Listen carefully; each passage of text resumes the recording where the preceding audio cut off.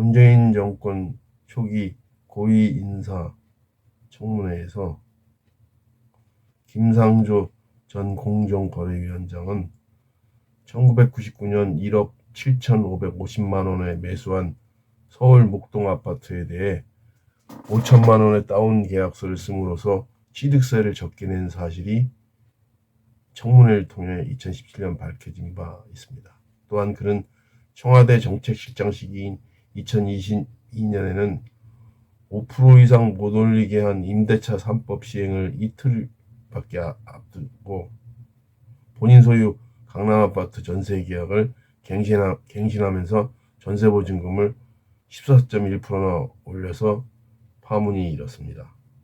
그는 참여연대 활동 시절 편법 상속 등 재벌의 부도덕성을 다른 누구보다도 엄격하게 질타했던 인물이었기에 또한 청렴하다는 평가도 받았기에 더욱 주목을 받았습니다.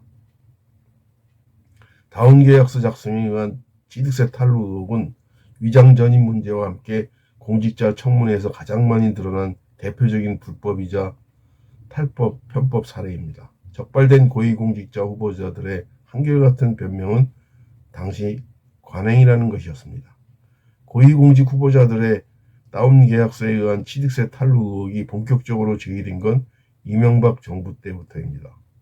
2008년 김성희 보건복지부 장관 후보자를 시작으로 이명박 정부에서만 18명에게서 다운계약서 작성 사실이 드러났습니다.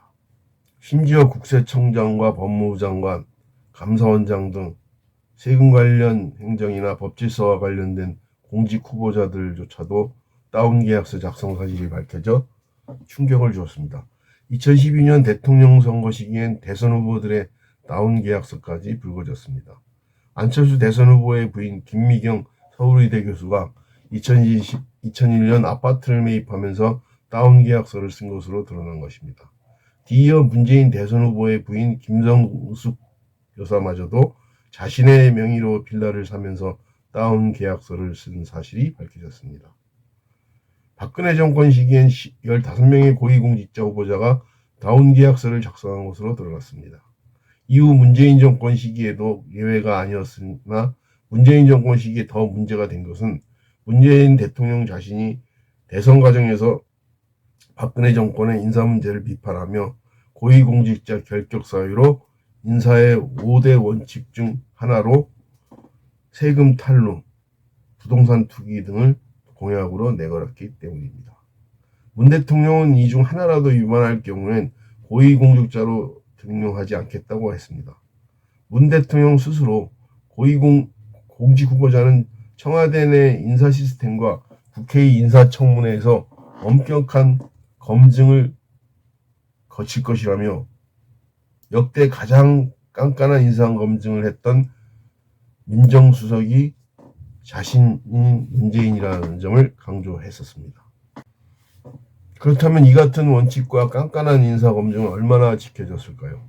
문정부가 출범한 2017년 기준으로 인사청문회 대상인 국무총리와 장관 및 위원장급 22명을 전수조사한 결과 22명 중 15명이 5대 원칙에 저촉된 것으로 드러났습니다.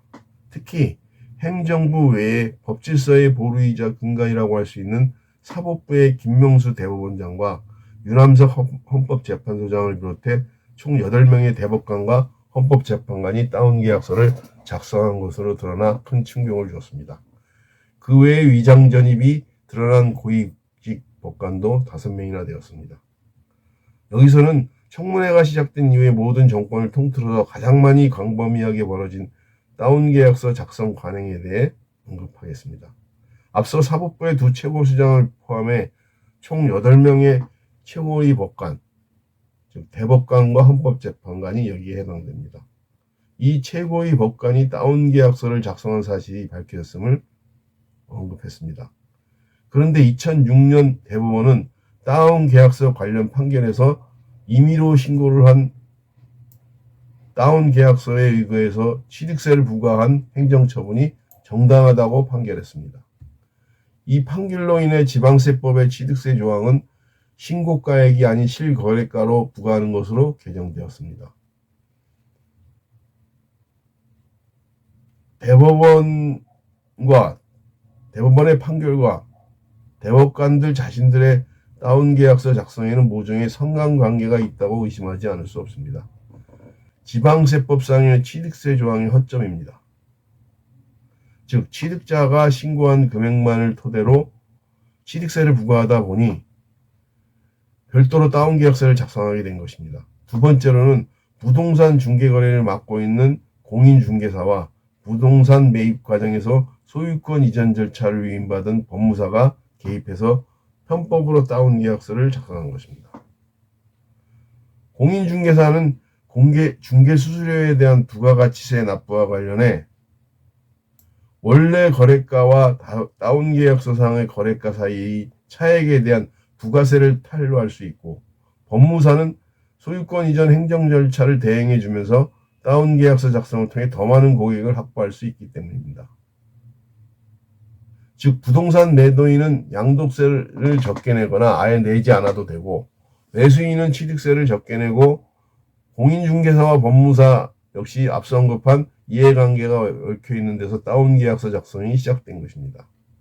과거 사회 곳곳에서 회계처리상 이중장부 작성이 유행이었듯이, 또는 세금 정직하게 내면 바보 취급받았듯이 다운계약서 작성 역시 자연스레 광범위하게 번지면서 관행으로 정착하게 된 것입니다.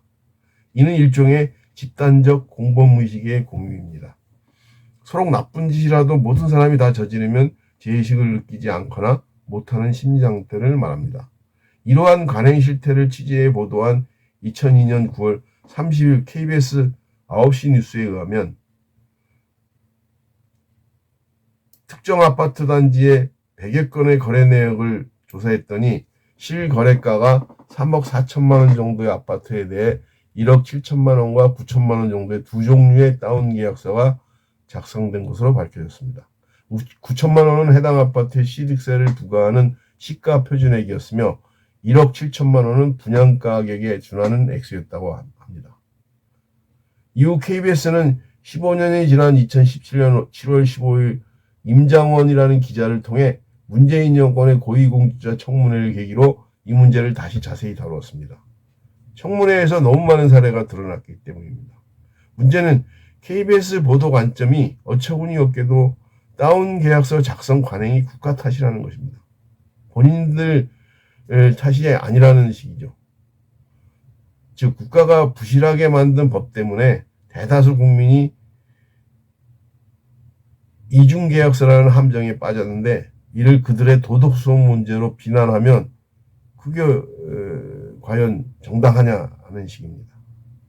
KBS의 이런 식의 보도는 언론이 편법과 탈법적 행태를 취재해 놓고도 정작 실제 보도에 있어서는 시시비비를 가리지 못하는 편파성과 무능력에다 권력에 굴종하는 어용족 태도까지 보여주는 아주 상징적인 사례입니다.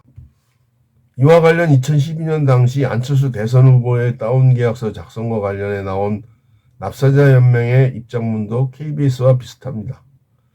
아니, 납세자연맹의 이 입장문을 토대로 아마 KBS가 그런 강변을 하는 것 같습니다. 논리를 끌어다 맞춘 셈이죠.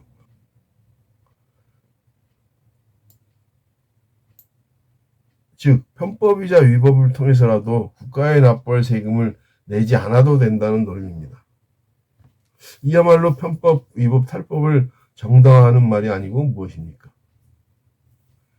그런 점에서 KBS의 보도 관점이나 태도, 그리고 납세자연맹의 공범의식 논리, 나아가 운동권 집권 세력을 주축으로 한 문재인 정권의 고위공직자 인사청문회에서 드러난 내노란불의 행태는 필연적으로 조국 사태로 이어지지 않았는가 싶습니다. 조국 사태가 단순히 조국 개인의 일탈적인 행태에 의해 불거진 것이 아니란 뜻입니다.